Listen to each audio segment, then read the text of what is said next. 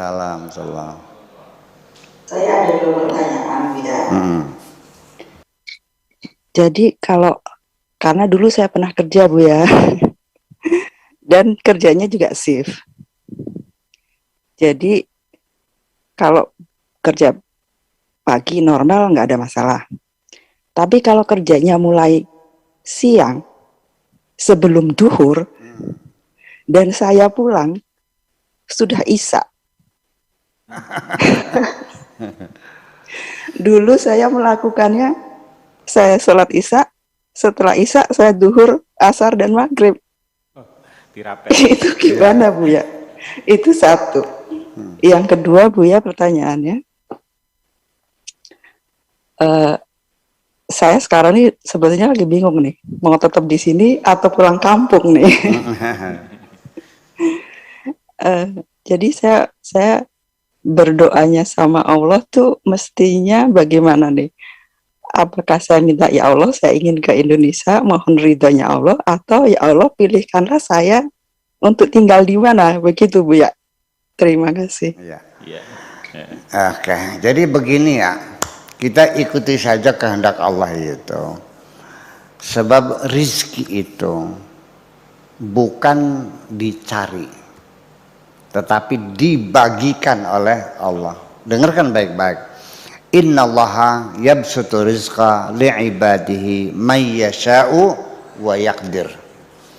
Sesungguhnya Allah itu membagikan rezekinya kepada siapapun yang dikehendakinya dan ditakar. Dibagi itu dibelaratakan. Apa yang terjadi? Orang Amerika rezekinya di Bali, orang Bali rezekinya di Jakarta, orang Jakarta rezekinya di Cina, orang Cinanya di Amerika, orang Amerika rezekinya di Indramayu. Ya. Nah, ketika Bu Ova itu rezekinya di Jerman, ya sudah, disitulah rezekimu. Nanti pulang ke kampung mau makan apa lo? Iya kan? Nah, jangan hanya karena gara-gara sholat saja menjadi persoalan sehingga kita menjadi tidak bisa berbuat apa-apa. Saya kecewa sekali dengan kewajiban sholat ini. Banyak orang merasakan kita orang Islam terbelenggu, tidak punya kebebasan untuk memilih pekerjaan karena terikat dengan kewajiban sholat. Ilmu dari mana ini? Ya dong. Yuridullah bikumul yusra wala yuridu bikumul usra. Allah tidak ingin mempersulit kamu. Itu satu. Tidak mungkin Allah mempersulit kamu. Yuridullahu an yukhaffifa ankum wa khuliqal insanu dhaifa. Allah ingin memberikan kemudahan kepada kamu. Ya apa salahnya duhur, asar, maghrib, isya jamak gitu ya. Jamak apa? Jamak kerampak lubang. Jamak rapel gitu. Ya, habis gimana? Kita makannya dari situ. Termasuk juga kita tinggal, ya saya kan sering di Eropa juga. Bagaimana saya harus memilih makan di mana di jalanan, dalam perjalanan, mau makan yang halal, yang suci, bekas jilatan anjing, daging babi harus disirtu pakai tanah 7 kali saling dengan tanah. Di restoran mana? Campur aduk gitu. Ya nggak usah makan kalau begitu. Ya kalau begitu, udah kalau begitu nggak usah ke Eropa lagi. Dan jangan menginjakan kakimu di Eropa lagi. Jangan datang ke Cina lagi. Jangan datang ke Jepang lagi. Nanti sananya makannya susah. Kok begitu sih jadinya? Ya itu persoalannya. Yang penting masa nggak kelihatan daging babinya aja lah. Udah, ya udah di piring, udah piring. Ini ayam ya udah. Apa ya kan potongannya mauhillah bighairillah. Ya kan persoalannya. Dan makanan orang-orang ahlul kitab adalah boleh. Iya, makan orang Nasrani orang itu boleh, dalam agama Islam boleh. Iya, kan begitu. Kalau agama berhala ya pun nggak boleh ya. Kalau agama langit seperti Nasrani, seperti Yahudi, seperti Buddha barangkali ya. Kalau kita lihat Buddha sebagai nabi, ya boleh potongan sembelihannya itu halal buat kita. Jadi artinya jangan sampai kita ada kesan bahwa gara-gara sholat akhirnya kita terbelenggu. Akhirnya kita sering kecrek. Apa tuh bahasa Indonesia kecrek? Keluh kesah gitu ya. Ini nggak boleh, itu nggak boleh. Jadi apa aja bolehnya dalam agama Islam. Nah, jadi inilah yang paling saya khawatirkan. Jangan sampai anak cucu kita pada murtad karena merasa terbelenggu. Itu aja kok. Merasa tidak adil. Ya gitu. Ya artinya bahwa astronot 14 hari ya udara. Sholatnya menghadap kemana tuh?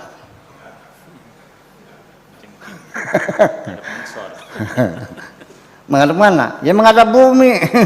Ya di mana ya terserah mau nyebutin bagaimana kan begitu. Terus sholatnya gimana? Ya iya. Jadi artinya bahwa sholat dikerjakan dengan berdiri, dengan takbir, dengan ruku itu dalam keadaan normal. Iya, dalam keadaan perang ya lain lagi sholatnya, kan ada dalam Al-Qur'annya. Itu menunjukkan bahwa sholat dilakukan bagaimanapun bisa. Betul nggak? Sholat sambil nembak musuh bisa nggak? Ya bisa, kenapa tidak? Ya nembak manduk. Ya, saya memilih menunggu mesin lebih sholatnya di jama, ya kan, daripada kamu sholat sambil sambil mengoperasikan mesin. Iya kan, itu pilihan. Ya boleh silakan Anda sambil sholat salli fatatuhri arba rakaatin muslim Allah berbismillahirrahmanirrahim Ar-Rahmanir-Rahim Maliki Yaumiddin sambil mesin, boleh silakan aja, boleh. Kayak orang perang bisa gitu. Nah, jadi artinya bahwa begini. Ada teman saya, teman ngajinya pintar dulunya di pondok pesantren. Dia jadi supir PPD. PPD itu bus kota Jakarta ya. Nggak sholat dia tuh. Masa santri nggak sholat? Ya gimana sholatnya? Ya kalau mengambil mobilnya jam 2 siang sampai jam 10 malam, lo gimana sholatnya? Masa mandek dulu di trotoar, sayanya sholat asar dulu, nanti mandek lagi sholat maghrib. Saya terangkan, sebelum jam 2 itu kamu sholat duhur dulu, asarnya ditarik, namanya sholat jamaah takdim. Terus silakan kamu Cilitan Tanjung Priok, trayeknya tuh dia tuh, Cilitan Tanjung Priok. Terus ya nanti kalau sudah selesai, taruh busnya di depot lagi, kamu pulang sampai rumah sholat isya, terus jamaah takhir sholat maghrib. Sampai kapan sholat begitu? Pertanyaan dia. Saya tanya lagi, sampai kapan kamu jadi supirnya? Iya. Sampai kapan? Ya sampai kapan jadi supirnya? Ya 10 tahun lagi, ya 10 tahun lagi, nggak ada masalah. Sudah pensiun ya baru kamu sholat normal. Bagaimanapun kamu berkewajiban ngasih makan anak dan istri. Iya, jangan sampai gara-gara sholat akhirnya kamu tidak bisa makan. Ilmu dari mana itu? Ya kan begitu persoalannya. Nah itu, jadi ini satu sendiri, jadi satu sisi saya ingin mengatakan mudah-mudahan Allah ampuni saya dan mungkin ini benar, mungkin ini salah, tapi saya ada sedikit pemahaman saja. Ini sholat ini menjadi panglima, seolah-olah itu segala-galanya bahwa beragama itu ya sholat, karena as-sholatu imaduddin, faman aqamaha faqad madin, waman tarokaha faqad hadamadin. Sholat itu tiang agama. Barang siapa mendirikan sholat berarti mendirikan agama. Orang yang meninggalkan sholat berarti menghancurkan agama. Sampai nanti di hari kiamat, amalan-amalan yang pertama kali disoal oleh malaikat, kamu sholat tidak? Berapa kali kamu tinggal sholat? Sebelum sedekah, sebelum haji, sebelum berbakti orang tua, sebelum berkarya, sebelum penelitian. Jadi berpuluh-puluh tahun matang sampai melotot mempelajari virus dalam ilmu virologi, itu nggak dilihat semuanya, langsung sholatnya ditanyakan. Bayangkan, ngajar Pak Afkar setiap hari sampai ngurusin anak, nggak dilihat sholatnya, nggak langsung sholat. Inna awwala ma yuhasabu bil mar'u yaumal qiyamah as-sholatu. Jadi menjadi dipanglimakan sendiri, ya kan, segala-galanya sholat. Sholat agama itu ya sholat itu. Akan tetapi di dalam prakteknya ternyata sholatnya umat Islam seluruh dunia nggak ada yang sama. Artinya apa?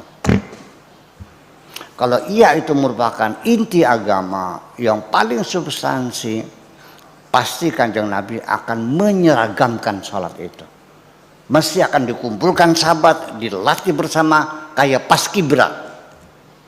Maju jalan, gerak. Sampai hormat bendera saja kurang miring, dilurusin ini, begini caranya. Betul nggak? Ternyata dari hormat Allah saja, Allah ada di atas kepala. Ada yang jempolnya di atas telinga, Allah. Ada yang di bawah telinga, ada yang jelek kipak begini ada yang digoyang, goyang-goyang. Ada yang Allahu ada yang sedekah. Berarti diabaikan. Ketika pelaksananya beraneka ragam, berarti ada arahan nggak di sini? Itu persoalannya, itu mudah-mudahan mengerti.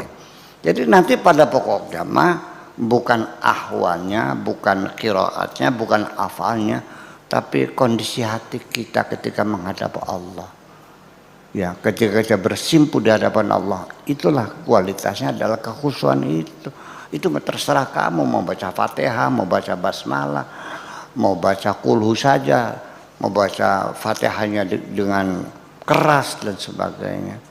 Sebab nanti di dalam kenyataannya sendiri, di dalam sholat sendiri, itu kita cocokkan dengan petunjuk Al-Quran, jauh berbeda kok.